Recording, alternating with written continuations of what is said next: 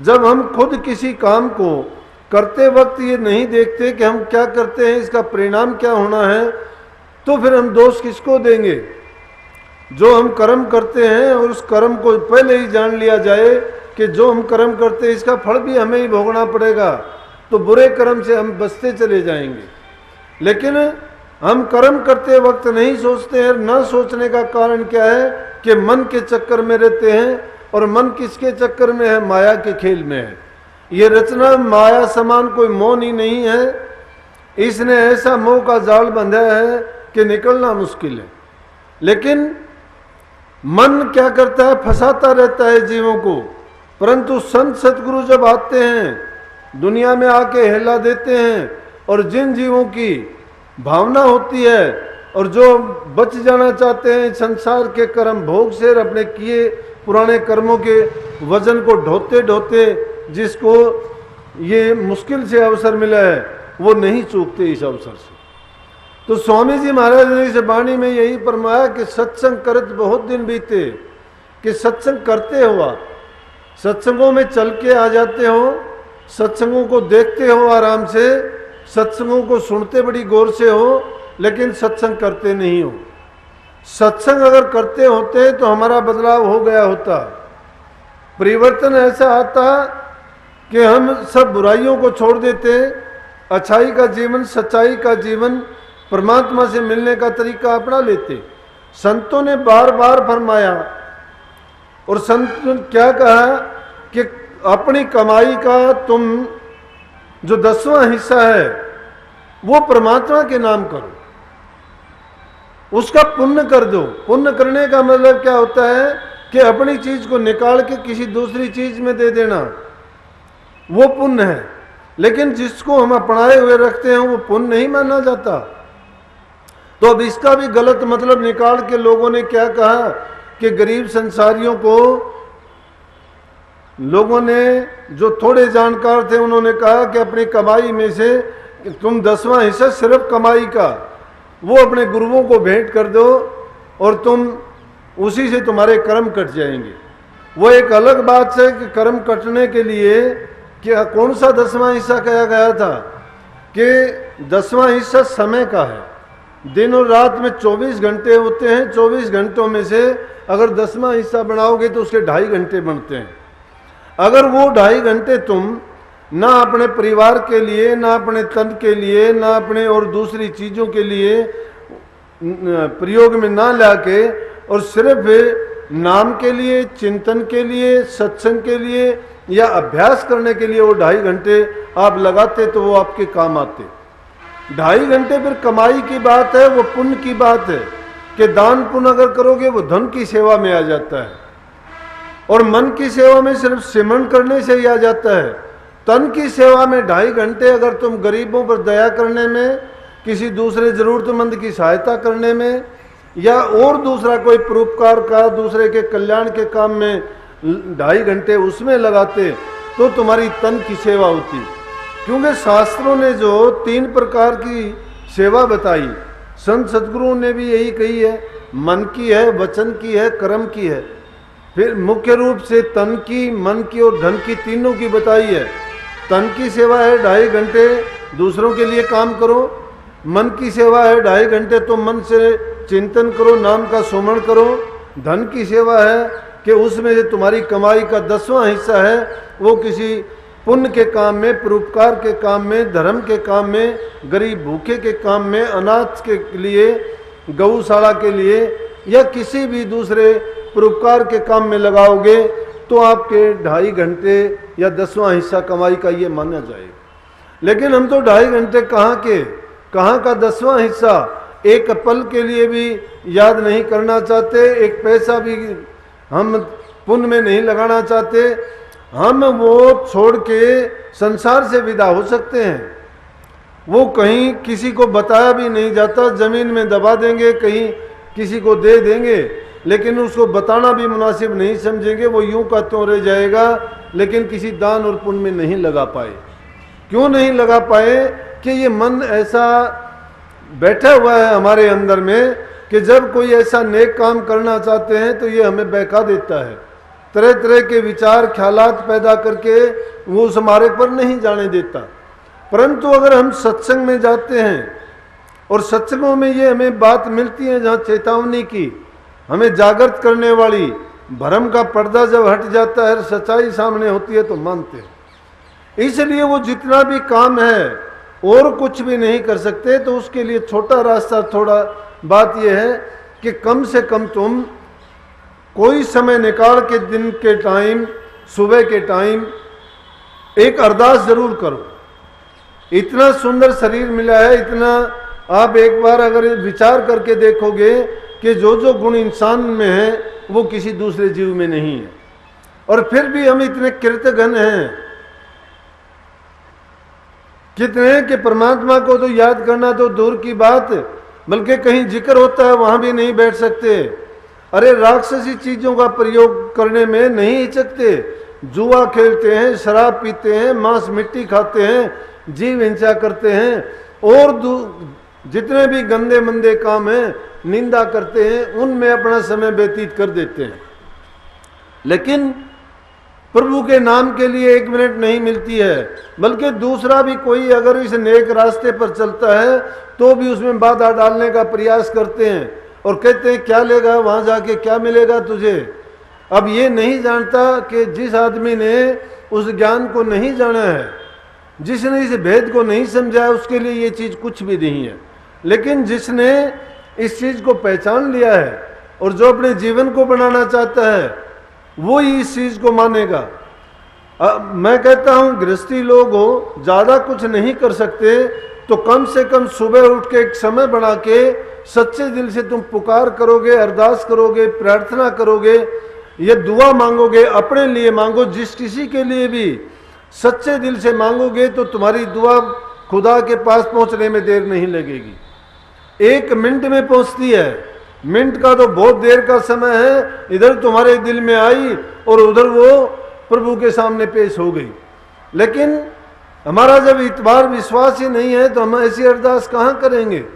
हम तो खुद झूठे हैं, हमें खुद पर यकीन नहीं है, झूठे वायदे करते हैं, झूठी अरदास करते हैं।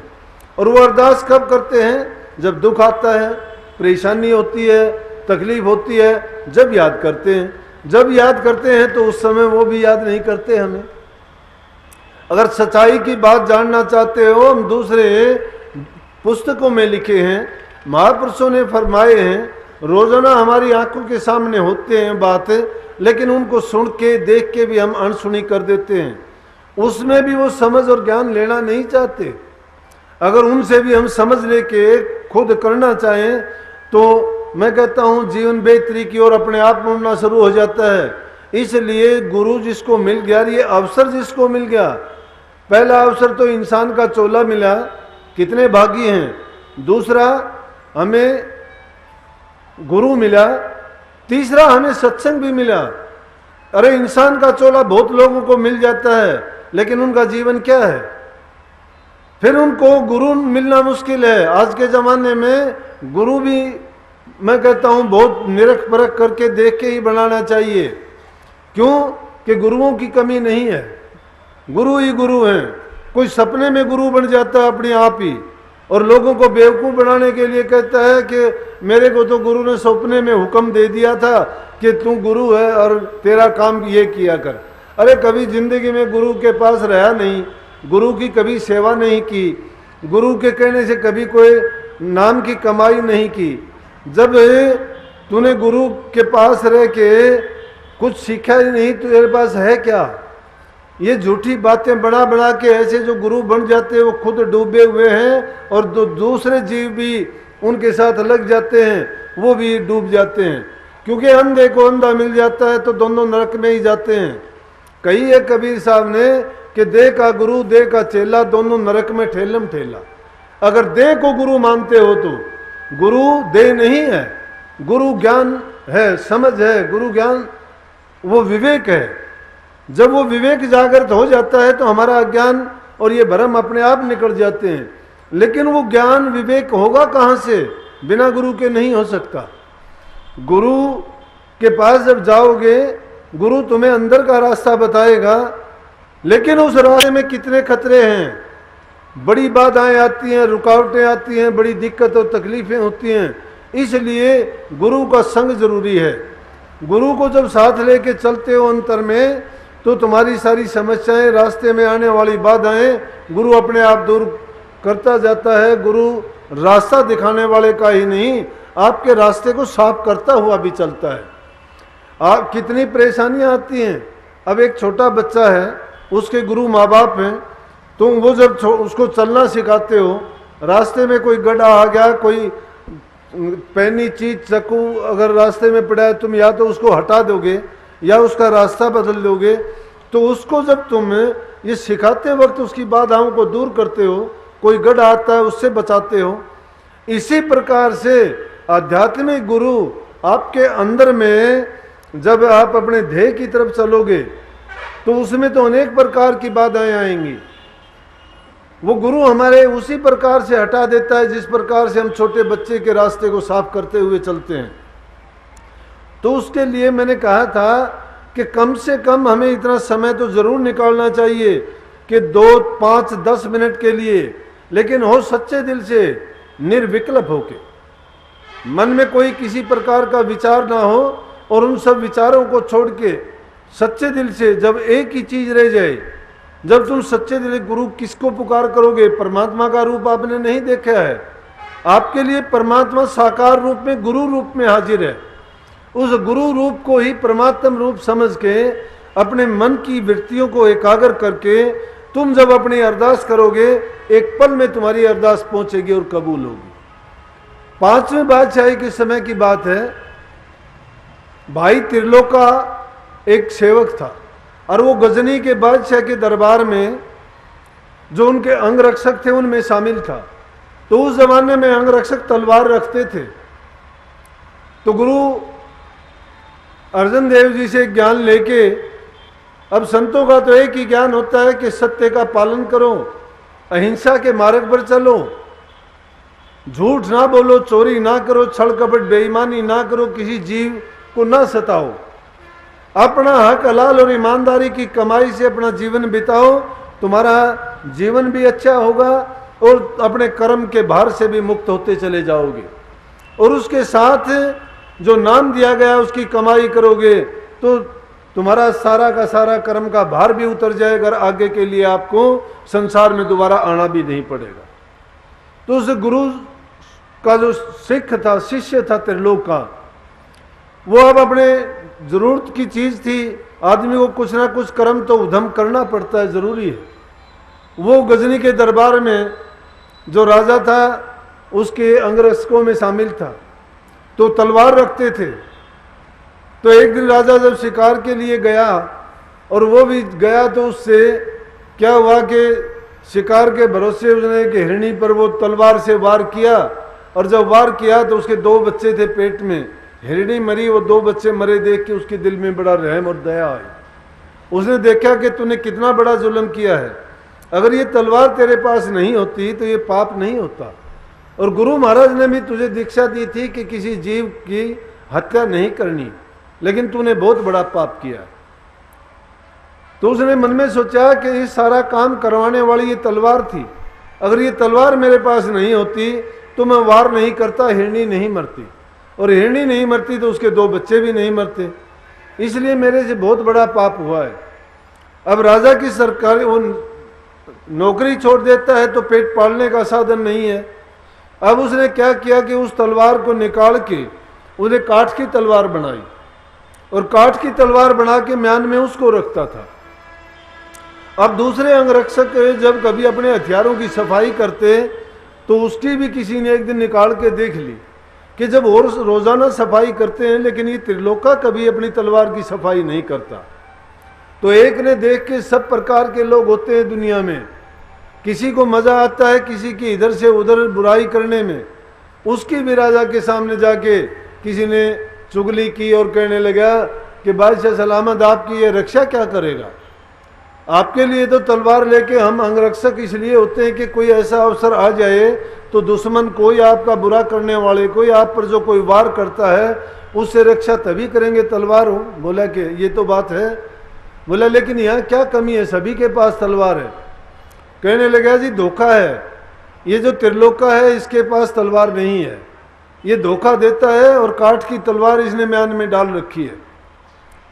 तो राजा ने एक दिन उनको सबको बुला के कहने लगा कि तुम्हारी सबका परीक्षण किया जाएगा, निरीक्षण होगा हथियारों का भी, कि देखेंगे किसका कैसा है। अब जब त्रिलोकी ने ये बात सुनी तो वही बात अरदास की आती है। तो त्रिलोक का वैसे तो नहीं करता है आदमी याद, लेकिन जब दुख आके पड़ता है फिर भी जो गुरु के घर का होता है, जिसने नाम की दीक्षा ली होती है, वो फिर भी थोड़ा बहुत उसके अंदर अंश होता है, समझ होती है, जानता है। उसने उस टाइम क्या किया कि अपने गुरु को याद किया। और उस टाइम पर अर्जन साहब चोला छोड़ चुके थे, गद्दी पर हरगोविंद साहब थे। तो हरगोविंद साहब जब संगत में बैठे हुए थे और उधर से उसकी तलवार का परीक्षण हुआ, तो और सब की तलवारों का तो परीक्षण होता चलेगा। जब त्रिलोका का आया तो त्रिलोका ने मन ही मन, उसको नहीं पता कि मैं कहाँ खड़ा हूँ, क्या बात है क्या नहीं है। और बादशाह ने कहा कि त्रिलोका दिखाओ तुम्हारी तलवार भी। अब उसने गुरु महाराज से प्रार्थना की कि मेरे पास तो तलवार है ही नहीं, और आज मेरी लाज आप ही रख सकते हो, मुझे पता नहीं क्या सज़ा मिलेगी, कि वाहिगुरु कृपा करना मेरे ऊपर। जब दुख आता है आप सभी को याद कर लेता है, नानक साहब से लेके अंगद साहब तक को, सबको, पांचों गुरुओं को, अर्जन साहब को भी और हरगोविंद साहब को भी। कहने लगे मेरी पीढ़ी के बादशाह हाजिर नाजिर हो आप में वही ताकत है नानक साहब वाली, वही अंगद साहब वाली ताकत हो, वही अमरदास रामदास और अर्जुन देव की ताकत आप लेके आए हो। आप में 5 गुरुओं की ताकत और छठे आप हो, आप ही मेरी रक्षा कर सकते हो।